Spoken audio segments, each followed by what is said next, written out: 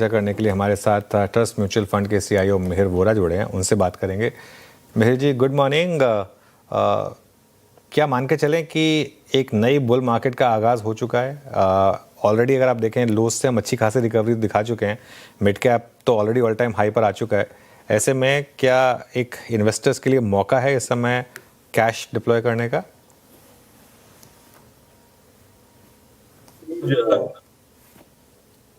First of all thanks for having me on the show. बिल्कुल एक अच्छा base बन चुका है, क्योंकि पिछले 3-4 महीने में जब से ये ईरान का सिचुएशन खड़ा हुआ है तो सेंटिमेंट काफी लो थे। डोमेस्टिक सेंटिमेंट से ज्यादा फॉरेन सेंटिमेंट बहुत ही नेगेटिव था, क्योंकि इंडिया ऐसे कंसिडर किया गया था कि जब ऑयल प्राइसेस बढ़ते हैं तो इंडिया की जो वल्नरेबिलिटी है थोड़ी ज्यादा है, तो हम थोड़े ज्यादा रेडार से बाहर रहे थे। और प्लस जो एआई की जो थीम थी उसकी वजह से भी कोरिया ताइवान जैसी मार्केट्स में पैसा ज्यादा अटेंशन ड्रॉ कर रहा था। US of course best performing market था। लेकिन मुझे अब लग रहा है कि जो स्पेसएक्स का आईपीओ हो चुका है उसमें थोड़ी हाइप अभी थोड़ी कम होगी। प्लस ऑयल प्राइसेस जैसे आपने कहा बहुत ही शार्पली ड्रॉप हुए हैं। इंडिया के लिए बहुत ही फायदा है। करंट अकाउंट डेफिसिट में, इन्फ्लेशन में, फिजिकल डेफिसिट में, सब तरीके से ऑयल गिरने से फायदा होता है। डोमेस्टिक सेंटिमेंट तो थैंकफुली बरकरार रहा था। थोड़ा सा अगर एफआई सेंटिमेंट बेटर होगा तो मुझे लगता है बाजार को ज्यादा फैक्टर्स नहीं चाहिए ऊपर जाने के लिए। छोटा सा ट्रिगर ही काफी है। मैं कहूंगा एक अच्छा सेटअप हुआ है। वाइडर मार्केट के अगर हम रिजल्ट्स देखें तो बहुत अच्छे रहे हैं। लार्ज कैप्स के रिजल्ट तो ठीक ही रहे हैं, लेकिन अगर हम मिड कैप और स्मॉल कैप के रिजल्ट्स देखें मार्च क्वार्टर के लिए तो एक्सपेक्टेशन से बेटर आए थे। तो मेरे ख्याल से कॉर्पोरेट इंडिया की हेल्थ तो अच्छे लेवल पे थी। एक ही रिस्क फैक्टर है जो मॉनसून का है, वो अगले 2-3 हफ्ते में पता चल जाएगा क्या सिचुएशन है। लेकिन मॉनसून की भी जो हमारी वल्नरेबिलिटी है, डिपेंडेंस है, वो पिछले 30-40 साल में because of better irrigation and better infrastructure थोड़ी कम हो गई है। तो मेरे ख्याल से एक अच्छा बेस बन रहा है। मार्केट में रिस्क अभी पहले से काफी कम दिख रहा है। ओके मिहिर जी, गुड मॉर्निंग। श्रेया बात कर रही हूँ। आपने कहा मार्केट में रिस्क कम है, यहाँ से अच्छी तेज़ी की उम्मीद जता रहे हैं आप, कैश डिप्लॉय करना चाहिए अब इन्वेस्टर्स को। तो जैसा कि आपने मेंशन किया सर, मिड कैप स्पेस में नतीजे काफ़ी अच्छे आए थे Q4 में। तो कौन से ऐसे स्टॉक्स स्पेसिफिक अगर आप हो पाए या फिर स्पेसेस ही बता पाए जहाँ पर आने वाले क्वार्टर्स भी अच्छे हो सकते हैं और वहाँ पर अब शायद निवेशकों को फोकस करना चाहिए, तो वो क्या होंगे? डेफिनेटली स्टॉक्स के बारे में तो बात नहीं कर सकेंगे, लेकिन सेक्टर्स डेफिनेटली हम करेंगे। देखिए, सबसे बड़ा एक तो स्टेप जो गवर्नमेंट और आरबीआई ने लिया है, जिस तरह से रुपी को स्टेबलाइज करने के लिए स्टेप्स लिए गए हैं। एफसीएनआर डिपॉजिट्स का जो स्कीम बनाया है गवर्नमेंट ने, वो बहुत ही अट्रैक्टिव है। और उसमें एक्सपर्ट्स का ऐसा मानना है कि anywhere between 40 to 100 billion dollars तक का इनफ्लो इंडिया में आ सकता है। तो उसकी वजह से मल्टीपल फायदे होंगे। एक तो ऑफ कोर्स रुपी तो स्टेबलाइज होगा ही। हमने देखा है कि ऊपर के लेवल से रुपी काफी अच्छी तरह से करेक्ट कर रहा है, in the sense positively correct कर रहा है compare to the dollar. But more importantly local liquidity अच्छी रहेगी। इसकी वजह से लोकल इंटरेस्ट रेट्स पे कैप आ जाएगा। तो जो एक फियर था कि आरबीआई को इंटरेस्ट रेट हाइक करना पड़ेगा, वो शायद थोड़ा पुश बैक हो जाएगा। एंड मोर इम्पोर्टेंटली बैंक्स और एनबीएफसी के लिए जो फंडिंग की कॉस्ट है वो रीजनेबल हो जाएगी। तो मेरे ख्याल से जो फाइनेंशियल सेगमेंट है, जो पिछले 12 महीने में रीजनेबली अंडर परफॉर्म किया है, वैल्यूएशंस काफी अट्रैक्टिव हुए हैं। और ये एक अच्छा वैल्यूएशन प्लस फंडामेंटल ट्रिगर है फाइनेंशियल्स के लिए। तो मुझे लगता है कि एनबीएफसी और बैंक्स जो अभी तक मार्केट्स को ड्रैग कर रही थी, वो अब मार्केट्स को लीड कर सकती है। सो ये एक सब सेगमेंट है, मैं कहूंगा एनबीएफसी और बैंक्स, जहां पे मार्केट का फोकस रह सकता है। सेकेंड इज जो इन्वेस्टमेंट्स लिंक थीम है, जैसे कि कैपिटल गुड्स हैं, प्लस विद इन इन्वेस्टमेंट्स जैसे हमने थीम्स आइडेंटिफाई करी हैं कि डेटा सेंटर्स हैं, रिन्यूएबल्स हैं, ट्रांसमिशन पावर है, जो वैसे भी अच्छा कर रही थी, वो थीम्स मुझे लगता है फर्दर एक्सेलरेट करेगी। और तीसरी है कि काफी सारे जो सेगमेंट्स थे जो मिडल ईस्ट क्राइसिस और कंजम्पशन के कम होने के फियर से ड्रैग डाउन हुए थे, जैसे कि मैं कहूंगा ऑन काफी सारे जो मैं कहूंगा जो B2C ऑनलाइन प्लेयर्स हैं, ट्रैवल सेगमेंट में है, एजुकेशन सेगमेंट में है, वो अलग अलग रीजंस की वजह से काफी करेक्ट हुए थे। इलेक्ट्रॉनिक मैन्युफैक्चरिंग सेगमेंट है, तो ये सब सेगमेंट जो थोड़े हाई बीटा थे, ज्यादा करेक्ट किए थे, मेरे ख्याल से अगेन कंसोलिडेट करके बढ़ने की उम्मीद हो सकती है इन अ बुल मार्केट। तो और मोस्टली अगर आप देखिए ये सब स्टॉक्स मिड और स्मॉल कैप पे सेगमेंट में ही आते हैं, तो इसकी वजह से हम देख रहे हैं कि जो मिड एंड स्मॉल कैप में अपॉर्चुनिटीज ज्यादा है। स्मॉल कैप में अपॉर्चुनिटीज़ काफ़ी ज़्यादा हैं। मीर जी, आज कंज्यूमर ड्यूरेबल स्टॉक्स में शानदार तेज़ी है। इसके अलावा ईएमएस स्पेस जो भी काफ़ी क्लोजली लिंक्ड है उसके साथ, उसमें काफ़ी अच्छी तेज़ी है। इस स्पेस में आपकी इन्वेस्टमेंट्स हैं क्या?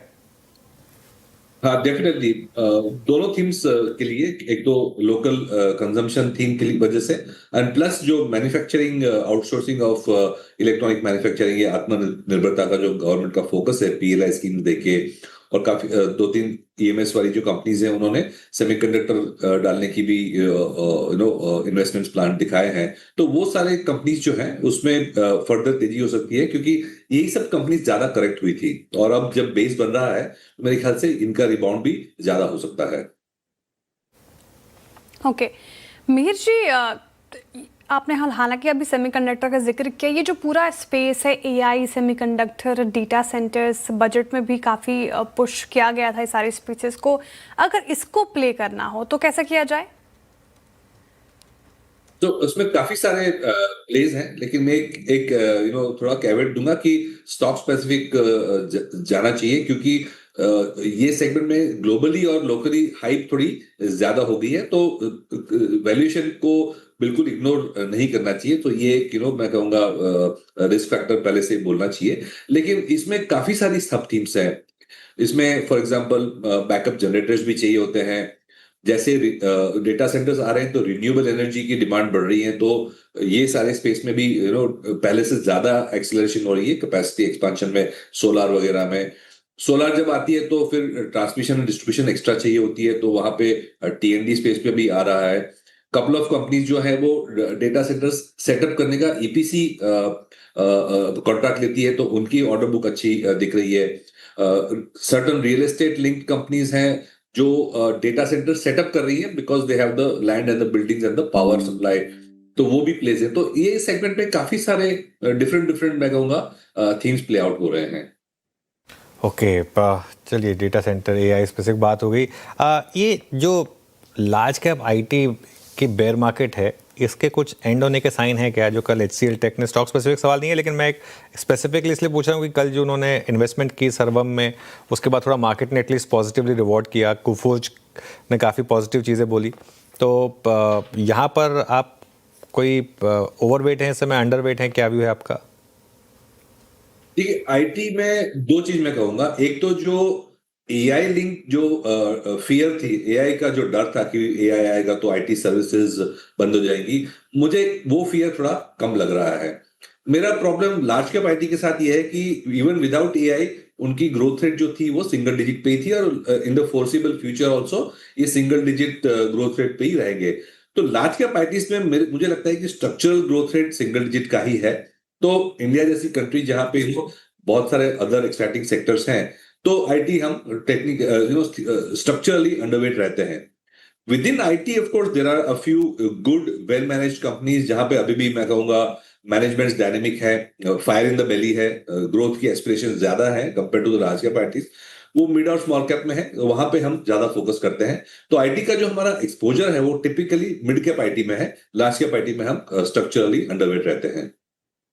ओके मिहिर जी, ये यूएस फेड मीटिंग शुरू हो चुकी है, तो एक बड़ा ग्लोबल ट्रिगर होगा ये भारतीय बाजार के लिए भी।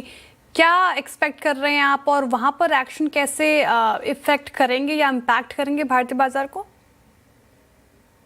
देखिए, यूएस के पास तो कोई चॉइस ही नहीं है, वो कुछ भी करेंगे अल्टीमेटली वो हॉकिश नहीं होंगे। वो इजी मार्केट कंडीशंस ही रखेंगे, क्योंकि उनकी जो इकोनॉमी है और उनकी जो एस्पिरेशंस है वो जो स्टॉक मार्केट से बहुत ही ज्यादा लिंक्ड है। तो ऐसा वो कुछ नहीं करेंगे जिसकी वजह से स्टॉक मार्केट डिस्टर्ब हो। उनके पास डेट लेवल इतना बढ़ गया है कि मनी प्रिंटिंग और लो इंटरेस्ट रेट्स के अलावा उनके पास कोई चारा नहीं है। तो मुझे नहीं लगता है कि फेड मीटिंग से कुछ भी नेगेटिव आ सकता है, तो मैं तो उसको फ्रैंकली इग्नोर ही करता हूं। ओके, अच्छा, अब कच्चे तेल में जो गिरावट आ रही है, क्या ये मान के चलें कि जो हमारा एक मैक्रो रिस्क था वो अब खत्म हुआ, और जो तेल से जुड़ी हुई कंपनीज हैं क्या उनमें अब इन लेवल्स पे बाइंग करें या ऑलरेडी अच्छी खासी रिकवरी हो चुकी है आपके हिसाब से? देखिए, ऑयल मार्केटिंग और ऑयल प्रोड्यूसिंग कंपनीज जो है इंडिया में बहुत ही ज्यादा पॉलिटिकली इन्वॉल्व हैं। रेगुलेटरी रिस्क बहुत ज्यादा है, टू मच कंट्रोल है। तो टेक्निकली शॉर्ट टर्म के लिए ट्रेडिंग बाउंस हो सकती है, लेकिन अगर पोर्टफोलियो में लॉन्ग टर्म के लिए बनाओ तो हम टिपिकली अंडरवेट ही रहते हैं, क्योंकि इसमें जब भी कुछ प्लस माइनस होता है तो गवर्नमेंट इंटरफेयर करने आ ही जाती है। तो हम फिर इस पे ज्यादा लंबा कॉल नहीं सकते। हाँ, ऑयल इतना शार्पली गिरा है तो थोड़ी रिफाइनिंग मार्जिन बढ़ जाएगी, मार्केटिंग मार्जिन बढ़ जाएगी, उसके साथ थोड़ा ट्रेडिंग कर सकते हैं, लेकिन स्ट्रक्चरली हम बेट नहीं ले सकते इन पे। ठीक है। आपने मीर जी पहले प्रश्न के उत्तर में कहा था कि कमज़ोर मॉनसून ये एक थोड़ा सा एक सिरदर्द हो सकता है, हालांकि वहाँ पे क्या फिर कदम बढ़ाए जाएंगे उसको देखेंगे, लेकिन इन मॉनसून वीक होने के कारण ये जो सारे एसी स्टॉक्स चले हैं sir, blue star, Volta, stock specific नहीं पूछ रहे, लेकिन ये स्पेस फिर कैसे कंज्यूमर ड्यूरेबल स्पेस, अगर आप इन एसी स्टॉक्स की बात कर लें तो यहाँ पर क्या ये रैली थोड़ी और आगे टिकेगी या फिर ये इसका हाई है? मुझे लगता है जो AC linked cooling linked segment है उसमें पिछले 2 या 3 साल से देखे तो ज्यादा मूवमेंट नहीं आई है। तो रिलेटिवली देखे तो वैल्यूएशंस बेटर हो चुके हैं पहले से। सेकंड इज, जैसे आपने कहा, अगर हार्श समर होती है तो थोड़ी कंज्यूमर डिमांड आती है, लेकिन स्टॉक्स अभी तक इतना रिफ्लेक्ट नहीं कर रहे हैं। थर्ड इज, कूलिंग जो है, काफी सारी जो ये बड़ी कंपनीज हैं वो डेटा सेंटर और जो वो प्ले है उसमें भी कूलिंग की डिमांड बढ़ सकती है। तो मेरे ख्याल से ये एक 2-3 साल के अंडर परफॉर्मेंस के बाद ये सेगमेंट काफी इंटरेस्टिंग हो चुका है। वैसे हमारे पोर्टफोलियो में इतना एक्सपोजर नहीं है हमारे पास, लेकिन मैं अगर लॉन्गर टर्म व्यू लेके देखूं तो ये एक इंटरेस्टिंग स्पेस हो सकता है। मेहर जी, बहुत बहुत शुक्रिया हमारे साथ जुड़ने के लिए आज और अपना समय देने के लिए। आगे बढ़ते हैं अब एक बहुत